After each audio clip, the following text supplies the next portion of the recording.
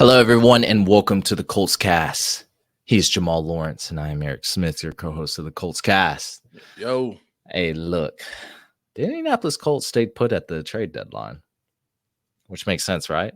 When we talked about this, I feel like we're in purgatory. We aren't a one-win team looking forward to the NFL draft and the next season, but we also aren't a pushover, as we do have a slim chance at making the playoffs still. Like it's still in sight. It's just that light at the end of the tunnel is getting dimmer. We're riding that line of mediocrity. It's no fun. Currently, we sit at number 7 overall pick in the 2024 NFL draft. This will change before the end of the year, most likely, but it's always fun to look at where we might end up until then, So now we're on the road against Carolina Panthers. Shout out to the one-win teams. They just got their first win of the season over the Houston Texans. Look, I'm not trying to take a shot at Panthers fans. So if we have some Panthers fans listening, welcome, guys. Welcome. And hello, Frank Reich. Long time no see, right? Oh, yeah. The man, the myth. This is going to be the true turning point in the season. I think I said this last episode, but this is actually it because we got the revenge game factor. We're facing one of the worst teams in the NFL. If we lose to the Panthers and Frank Reich, might be time to do some mock drafts. So Jamal, what do we have to do to win this game? What are the keys to victory? Can we win this game? What's going to happen? Wow. Oh man. I'm not gonna lie to you, Eric. Just strictly because you're gonna be pulling up at Bank of America Stadium. I'm gonna let you take the realm of this. I'm gonna let you start us off because you're gonna be the man, in the action right there. So what do you expect to see in this first, or I shouldn't say first person 4 p.m. game, the first afternoon game for us of the season, or midday game, I should say. I will be slightly drunk there, but guys. If we have any Colts fans, Panthers fans, football fans, if you guys are going to be at Bank of America Stadium on Sunday, please hit me up on Instagram, something like that. Let's link up. I want to meet Colts fans. This probably be the one and only game I get to go to this year. So let's link up. But anyway, Jamal, how do we win this? Quite simply, run the damn ball. That's all you have to do. Just run the ball. That's right. All you have to do. Control the pace of the game. Wear out this defense. Win time of possession. This should be a Jonathan Taylor and Zach Moss show. I mean, this is what the game should be called for Colts fans. The Panthers' run defense is very beatable. They're allowing 4.7 yards per rush per attempt. So I expect our running backs to average over 5. Like we said before, Zach Moss is second in the NFL in total rushing yards. Jonathan Taylor his trajectory is sky up. I mean, he's killed it the last 2 games. So we don't have to get cute in this game. Unleash Jonathan Taylor. He has 170 yards rushing over the last 2 games, over 200 in scrimmage yards. Gardner Minshew should not be throwing the ball over 35 times in this game, let alone in any future games. Here's another. Our secondary. Secondary cannot get exposed in this, by this passing offense. Notice I said secondary and not just cornerback play, because I know, Tony Brown got killed, and I mean absolutely killed by everybody last weekend. And sure, he didn't play well, but neither did the safeties. I feel like nobody talks about the safeties really. It's always the cornerbacks who get burnt.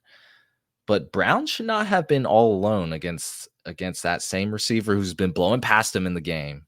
The safeties did not make the right read on a couple plays. Gus Bradley actually pointed out that Rashid Shaheed's 58-yard touchdown was actually Rodney Thomas's fault. He's got to cover that deep half on that play. That's what defenses have to do. You have to limit explosive plays, or that will happen. So again, we can't let Bryce Young build on his best game of his career, probably against the Texans. He had a pretty good passer rate in that game. I don't think made any mistakes, but we don't want him to build on that game and be better against us. Like, we definitely don't want that. Because I'll ask you this, Jamal, name me 2 wide receivers on the Carolina Panthers. I don't know. Exactly. So The only person on that team who can get remotely open is Adam Thielen. Jonathan Mingo, I remember a lot of Colts fans did want him last draft. Hasn't really panned out for them yet. DJ Chark Jr. has been in and out of injury, things like that. So they don't really have an elite wide receiver core. I'll go ahead and say our wide receiver core is better. So I think we got next up in this game. Go Colts. Just drop 7 in the let our front four do some work. Keep the ball in front of you. They don't have a great offensive line. They don't have a run game. They don't have really anything. This should be checkmate after like 3 moves. That's what I think, Jamal. Whew.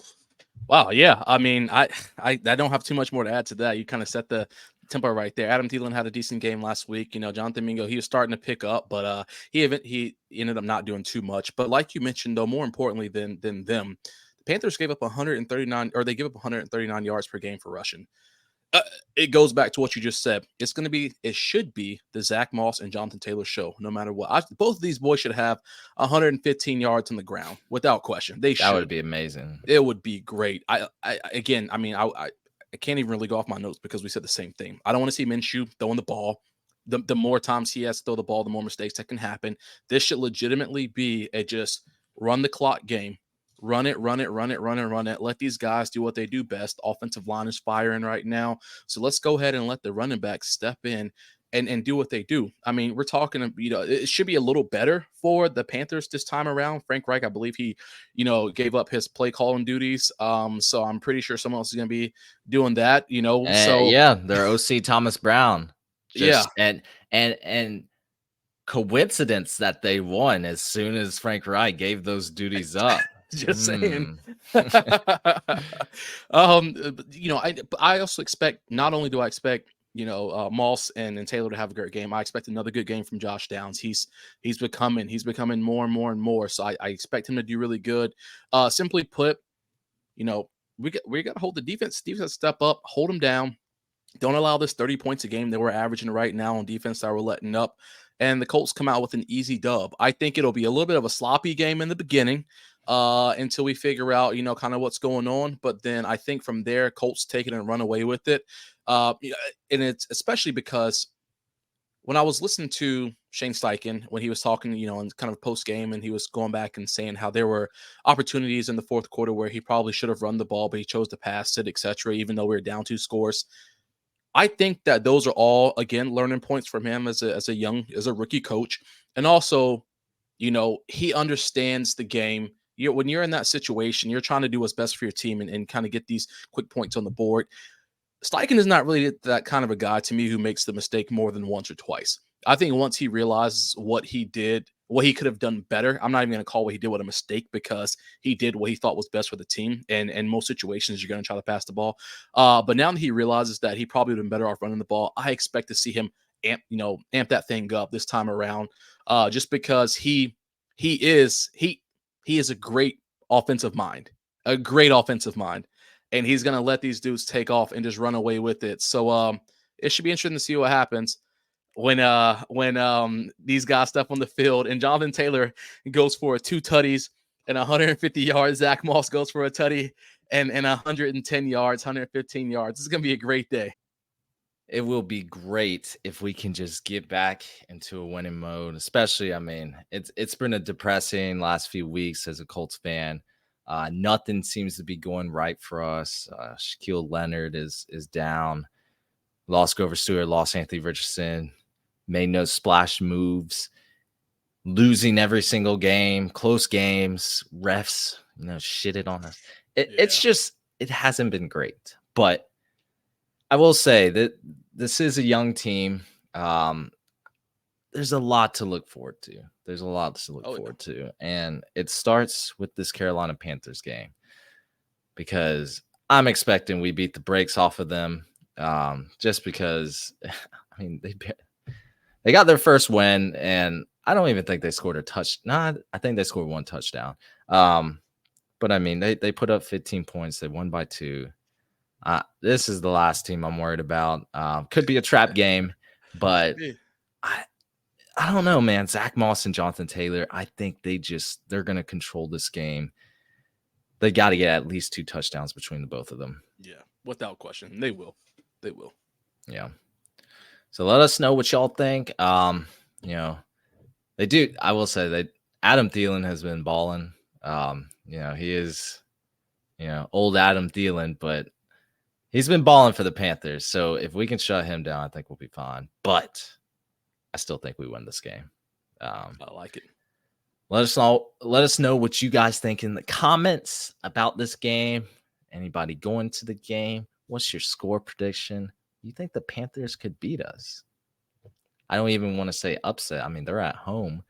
I'm sure we're favored, but 3.5, I think it is. Something like that. 3.5 on the road, Yeah. We'll see. But let us know, guys. Let us know. That's going to be it for us, everyone. Thank you for listening to the Colts Cast. We're live on Apple Podcasts, Spotify, YouTube, or any platform you use to listen to podcasts. We'll be back next time to give you some more Indianapolis Colts content. Y'all take care. Take care.